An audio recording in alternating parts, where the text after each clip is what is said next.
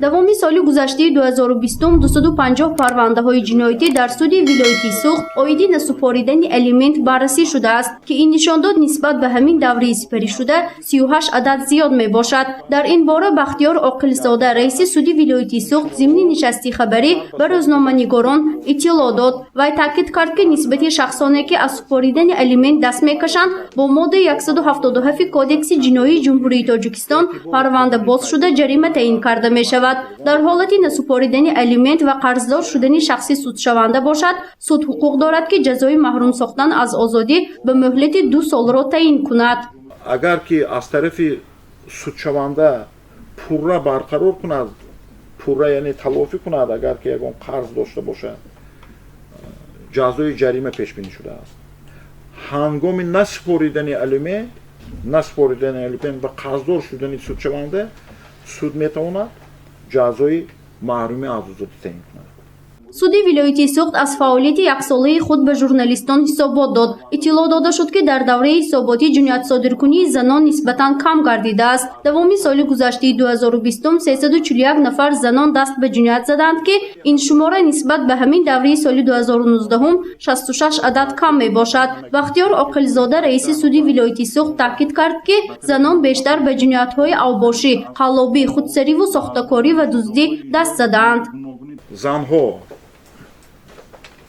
бо моддаи одамкушӣ 3 нафар,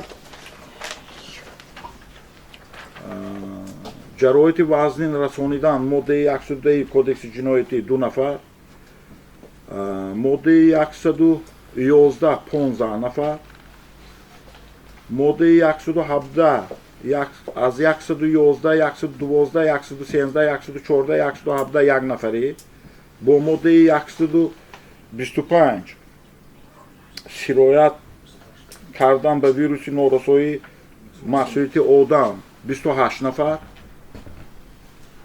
бо моддаи авбошӣ 61 нафар,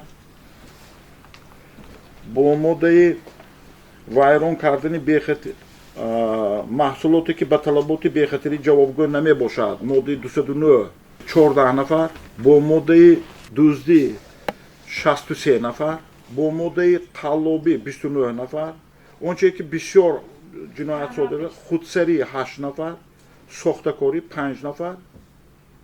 ҳамин асосан. масъалаи дигаре ки дар нишасти хабарии суди вилояти Суғд мавриди баҳсу баррасӣ қарор гирифт, ин ҷиноятсодиркунии ноболиғон буд. иттилоъ дода шуд, ки дар давраи ҳисоботӣ нисбати 112 нафар ноболиғон парванда баррасӣ карда шудааст. гуфта мешавад, ки парвандаҳои баррасишуда нисбати ноболиғон бештар ҷиноятҳои авбошӣ, қаллобӣ, дуздӣ ва одамкуширо ташкил медиҳад.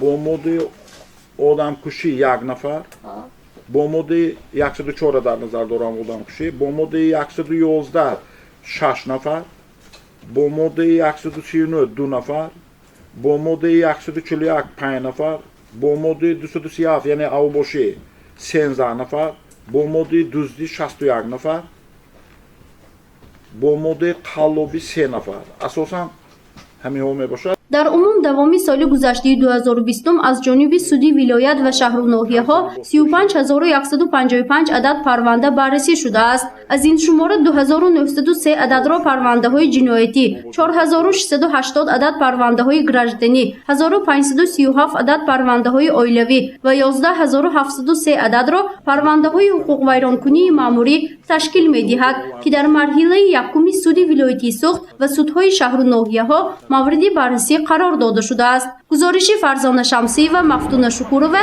ва Насим Раҳимов барои барномаи иттилоотии Хабар.